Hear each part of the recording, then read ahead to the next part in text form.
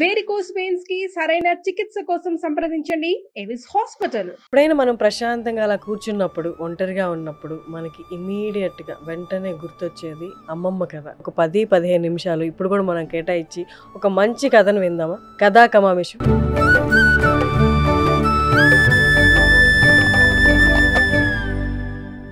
శ్రీనివాస్ వడ్లమాని గారు మీ అందరికీ తెలుసు, గొప్ప నటులు.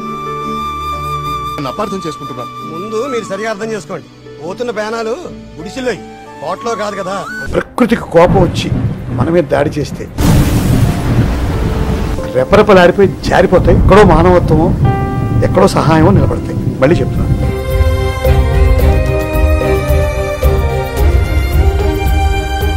నమస్తే వ్యూయర్స్. ఎప్పుడైనా మనం ప్రశాంతంగా అలా కూర్చున్నప్పుడు, ఒంటరిగా ఉన్నప్పుడు మనకి ఇమీడియట్గా వెంటనే గుర్తొచ్చేది అమ్మమ్మ కథ, అమ్మమ్మ చెప్పిన కథ, లేదా చిన్నప్పుడు నేను ఈ కథ విన్నాను అంటారు. అలాంటి కథలు ఇప్పుడు ఎవరు చెప్పట్లేదు, వినట్లేదు ఈ బిజీ లైఫ్లో, ఈ హడావిడి లైఫ్లో. కానీ ఎప్పుడు ఫోన్ అయితే చూస్తున్నాం కదా. అలా ఫోన్ చూసేటప్పుడు చిన్నప్పుడు కేటాయించినట్టు ఒక 10-15 నిమిషాలు ఇప్పుడు కూడా మనం కేటాయించి ఒక మంచి కథను విందామా? అలాంటి ఒక గొప్ప ప్రయత్నమే సుమన్ టీవీ వాళ్ళు చేస్తుంది. ఇవాళ మొదటి ఎపిసోడ్ స్టార్ట్ చేస్తున్నాము. కథా కమామిషు.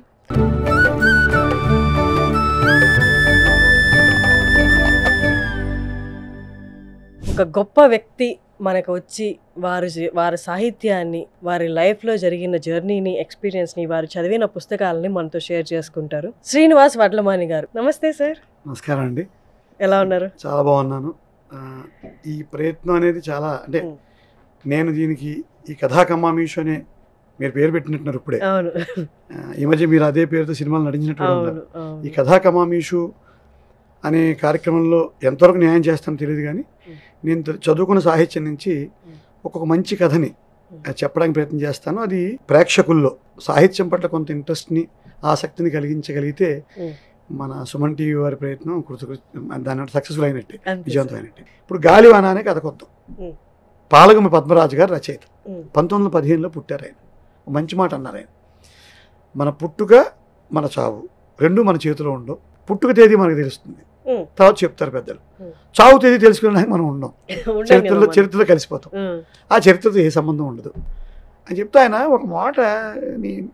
ఒక మాటని నిరూపించడం కోసం ఒక కథ రాశారు.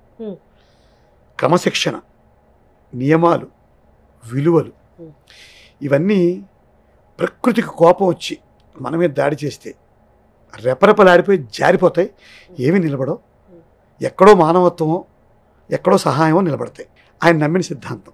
దాన్ని ప్రూవ్ చేయడం కోసం ఆయన జీవిత అనుభవం నుంచే ఒకరోజు పెద్ద గాలివానలో ఆయన భార్య ఇరుక్కుపోయారు. దాంట్లో ఆయన పాత్రని కొంచెం ప్రాతిపదికగా తీసుకుని ఒక కథ రాశారు. అదే గాలివాన. ఇది అన్ని భారతీయ భాషల్లోకి, సుమారుగా సగం ప్రపంచ భాషల్లోకి తర్జుమా చేయబడిన ఏకైక తెలుగు కథ ఈ గాలివాన అనే కథ. అంతర్జాతీయ ఖ్యాతిని తెలుగు కథకి తీసుకొచ్చిన ఏకైక కథ గాలివాన. రావు గారు అని ఒక ఆయన ఉంటారు. చాలా జీవితంలో విలువలతో కూడిన జీవితం, క్రమశిక్షణతో కూడిన జీవితం, స్థిరమైన సంపదతో కూడిన జీవితం, ఒక అందమైన ఇల్లు, ఆ ఇంట్లో ఆయన రూమ్లో, ఆయన గదిలో ఎక్కడ పుస్తకం ఉండాలో, ఎక్కడ లైట్ ఉండాలో, ఎక్కడ ఫ్లాస్క్ ఉండాలో, ఎక్కడ చెప్పులు పెట్టుకోవాలో అన్నీ స్థిరంగా ఉంటాయి, పద్ధతిగా క్రమశిక్షణగా ఉంటాయి. ఆయన 4 పిల్లలు, జవదాటని పిల్లలు, 4 ఈయన మాటే వింటారు. వాళ్ళకు కూడా అంటే క్రమశిక్షణలో కొంత వెసులుబాటు కూడా ఇస్తాడు ఈయన. క్రమశిక్షణతో పెంచుతూ కొంత వెసులుబాటు కూడా ఇస్తాడు. అంటే ఎలా అంటే నెలకు ఒక సినిమాకి తీసుకెళ్ళడం, ఆ సినిమా కాస్త విలువల్ని చెప్పే సినిమా అవ్వడం, అలా వాళ్ళు ఎటువంటి సినిమాలు చూడాలి, ఎప్పుడెప్పుడు చూడాలి, ఇలాంటి వ్యవహారాలు చూస్తూ క్రమశిక్షణగా పిల్లల్ని పెంచుతూ ఉంటాడు. బాగా చదువుకున్నవాడు, మంచి వక్త, గొప్ప తాత్వికుడు, అనేక విషయాల మీద అనర్గళంగా మాట్లాడగలడు ఈ రావు గారు. సో ఈయన్ని ఒక ఊరి నుంచి ఈయనకి ఆహ్వానం వచ్చింది. ఆస్తిక సంఘం వారు ఒక ఉపన్యాసాన్ని పిలిచారు. ఈయన ప్రకృతి, వికృతి అని రకరకాల విషయాల మీద అద్భుతంగా మాట్లాడతాడు. ఈయన వెళ్ళడానికి బయలుదేరి రెడీ అవుతాడు. ట్రైన్ దగ్గరికి వెళ్తాడు, ట్రైన్ ఎక్కుతాడు. ఈయన స్థితిమంతుడు కదా, చక్కటి 2వ తరగతో 1వ తరగతో కంపార్ట్మెంట్లకు ఎక్కి, అప్పట్లో ఈ కథ జరిగిన కాలంలో రైళ్లలో పరుపులు వేసుకోవడానికి మనమే పట్టుకెళ్తే పరుపులు వేసుకోవచ్చు, అలా ఉండేది విసులుబాటు. పరుపు వేసుకుని చక్కగా ఆయన ఎక్కుతాడు. అక్కడ ఆల్రెడీ 3, అదే దాంట్లో ఇంకొక 3 స్థితిమంతులు, స్థిరపడిన ఇంకో 3 ప్రయాణికులు తోటి ప్రయాణికులు ఉంటారు. సడన్ గా వాతావరణంలో మార్పు, విపరీతమైన గాలి, ట్రైన్ మొదలవుతుంది, భూమి బద్దలైపోతుందేమో అన్నంత గాలి వస్తూ ఉంటుంది, ట్రైన్ ఆగిపోతుందా అన్నంత భయం వేసేంత గాలి, చుట్టూ చీకటి పడిపోయేంతగా ఏమీ కనిపిస్తూ ఉండదు. అయినా ఆయన తెచ్చుకున్న ఫ్లాస్క్లోంచి ఓవల్టిన్ అంటే ఇప్పుడు మన హార్లిక్స్ వేటలాగా ఓవల్టిన్ తీసి ఒక 2 తాగుతాడు. అది కూడా అక్కడ చెప్తాడు, ఈ కాఫీలు టీలు తాగడం కూడా విపరీతంగా విస్తృతంగా తాగకూడదు, క్రమశిక్షణ ఉండాలి. ఓ 2 కప్పులే తాగుతాడు రోజుకి. ఆయన ఎదురుకుండా ఒక ఆయన అపరాధ పరిశోధనలు చదువుతూ ఉంటాడు, ఆనందిస్తూ ఉంటాడు. 60 ఏళ్లవాడు డిటెక్టివ్ నాలు చదువుతూ ఆనందపడడం ఆయనకి ముచ్చటగా అనిపిస్తుంది. ఇంకొక ముసలాయన ఉత్సాహంగా ఉంటాడు. ఉత్సాహంగా ఉన్న ఆయన వయసు మాత్రం తెలుస్తూ ఉంటుంది. ఆయన పనిలో ఆయన నిమగ్నమై మధ్యలో చుట్ట వెలిగించి చుట్టు తాగుతుంటాడు. అప్పట్లో రైళ్లలో పొగాకు తాగడం నిషిద్ధం కాకపోవచ్చు. చుట్టు తాగుతుంటే ఆ వాసన ఈయనకి పడదు. వ్యసనాలంటే కోపం, పరిద్దాటిన వ్యసనాలంటే మరీ కోపం ఆయనకి. ఎందుకంటే ఈయన క్రమశిక్షణతో బతికిన స్థిరమైన సంపాదన వ్యక్తి. ఒక యువ జంట, బహుశా భార్యాభర్తలు అయి ఉంటారంటారు రచయిత. వాళ్ళిద్దరు ఒకళ్ళొకళ్ళు ముచ్చటగా చూసుకుంటూ ఉంటారు, కబుర్లు చెప్పు, గాలివాన రావడం వాళ్ళకి సరదాగా ఉంటుంది. ఆ క్లైమేట్ అంటే ఒక్కొక్కరికి ఒక రకంగా ఉంటుంది వాతావరణం. ఇలా శుభ్రంగా వెళ్ళిపోతూ ఉంటాడు. ఈయన ఆలోచనలు వస్తూ ఉంటాయి. ఈ పెట్టిలో ఆ చుట్టవాసన పడకపోవడం, చిన్న డిస్కంఫర్ట్ ఇవి జరుగుతూ ఉంటాయి. ఈ లోపల ఒక్క ఉదుట్న తలుపు దోసుకుని ఒక ముష్టి ఆవిడ లోపలికి వస్తుంది. చిరిగిపోయిన బట్టలు, దుర్గంధ భరితమైన వాసన కొడుతూ ఒక ఆవిడ లోపలికి వస్తుంది. అప్పుడే వర్షం వస్తుంది, తడిసిపోయిన బట్టలతో కూడా వచ్చింది కొద్ది గొప్ప. వస్తూ రావడమే ఈ రావు గారి దగ్గరికి వచ్చింది. దయగల ప్రభువులు, పేదముండని, ముష్టిముండని, అదే భాష ఆవిడది. ఆకలితో అలమటించిపోతున్నాను బాబు, ఒక కాణి దానం చేయండి, తినడానికి ఏమైనా ఉంటే పెట్టండి అంటే, పేదరికం అంటే కోపం లేదు రావు గారికి, కానీ బెచ్చెత్తుకోవడం అంటే అసహ్యం. కోపాన్ని అంతా తెచ్చుకుని పో అని గట్టిగా ఏసరించుకున్నాడు. రెండో ఆయన దగ్గరికి వెళ్ళింది. అయ్యా, ఆయనది నిర్దయ, ఆయన కఠినమైన మనసు గలవాడు, మీరు మంచి ప్రభువులు, మీరైనా కొంచెం దానం చేయండి అంటే ఆయన తటపటాయిస్తాడు. పొగుడుతోంది కదా, ఇవ్వాలా వద్దా అని అనుకుంటూ మళ్ళీ ఇస్తే లోకవుతానేమో అని ఆలోచన చేస్తూ మళ్ళీ ఆ పెద్ద మనిషి కూడా చేతలబా అంటాడు. వీళ్ళిద్దరి దగ్గరికి వెళ్ళింది, అమ్మాయి అబ్బాయి దగ్గరికి వెళ్ళింది. వెళ్తే ఆయన అన్నాడు, ఎందుకు అమ్మాయి ఇలాంటి పని చేస్తావు, మాతో వచ్చి మా దగ్గర పనిలో పెట్టుకుంటాను అంటాడు ఆ యువకుడు. భార్యాభర్త ఆ పేరు. ఆ అమ్మాయి అంది, ఈ దరిద్రం అంతా నీకెందుకు, అమ్మాయి కాదని ఇచ్చి పంపించండి.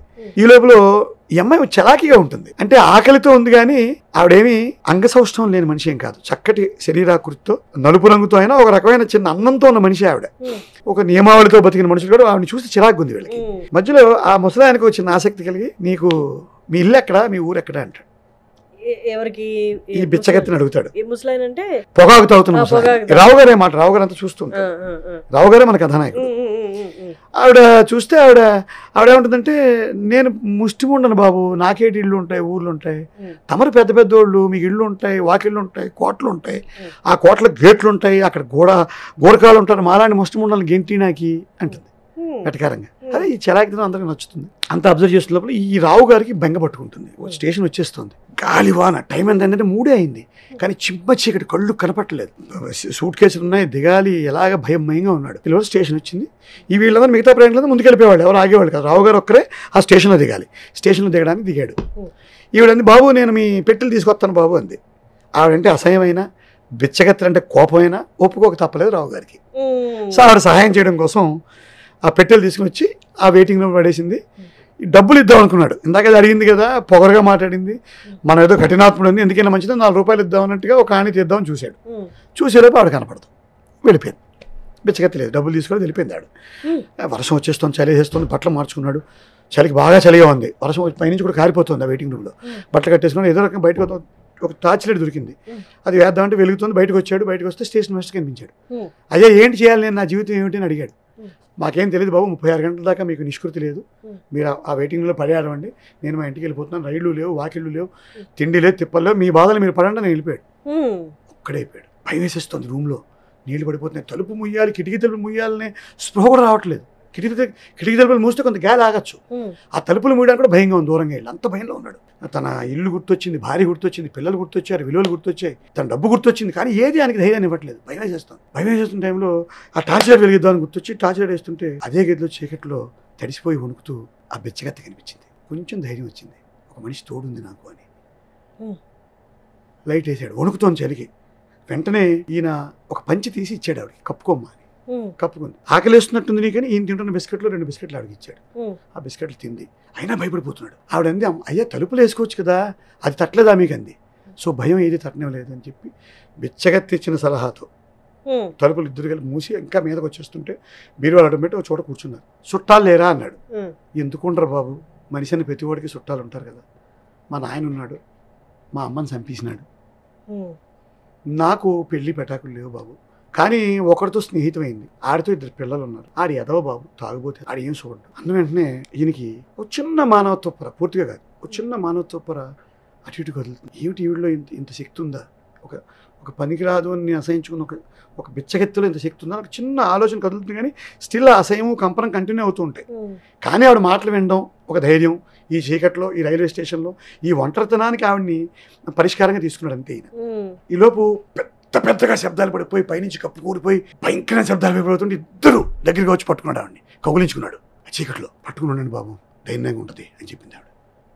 ధైర్యంగా ఉంటుంది బాబు అని చెప్పి, ఎందుకు బాబు భయపడతారు, నాకు తినడానికి మీరు 2 బిస్కెట్లు ఇచ్చారు, కప్పు కూడా ఒక పంచి ఇచ్చినారు, ఆ టీసీ ముందు ఒకటి దింపేశాడు బాబు, పక్క స్టేషన్కి వెళ్ళిపోవాలి న్యాయంగా, ఎల్లుంటే ఎన్ని దొరికేవి కావు, అని చేత మనకి ఏదొస్తే దాంతో సుఖపడాలి బాబు, సంతోషంగా ఉండాలి బాబు అని అంటూ, అయ్యా మీరు పెద్దోరు పెబోలు, మీ ఆడపిల్లలు ఇంట్లో భద్రంగానే ఉండుంటారు, అమ్మగారి సాయం కూడా ఉండుంటారు, మీ ఇల్లు గట్టిదా ఉంటుంది కదయ్యా, వరసపు సినుకు కూడా లోపలికి పడి ఉండదు, మాది పూరిపాకయ్యా, 2 చిన్నపిల్లలు, ఈ పాటికి పాక కూలిపోయి ఉంటుందేమో, వాళ్ళు కొట్టుకుపోయి ఉంటారేమో, పోన్లండి దేవుడు చూస్తాడు, పక్కింటి వాళ్ళు కూడా చూస్తారు, నా మొగుడు ఎదవయ్యా పట్టించుకోడు, ఈ పాటికి తాగేసి ఎక్కడ పడిపోయి ఉంటాడు. ఆమె మాటల్లోని ఆవేదన రావు గారి మనసుని చాలా గట్టిగా తాగుతాయి.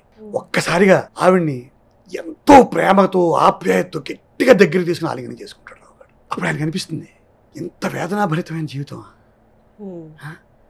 అని అనుకుంటూ ఆవిడ దగ్గర తీసుకుంటే, అయ్యా, కానీ ఎక్కడో మళ్ళీ ఒక లైట్ మొహం మీద పడుతున్నాడు, మొహం మీద లైట్ వేస్తా అంటే ఆవిడ మాట అంటుంది దగ్గర తీసుకున్నప్పుడే, అయ్యా ఒకప్పుడు ఇంకా రంగుగా ఉండేదాన్ని, ఈ మధ్యన రంగు పోనాది.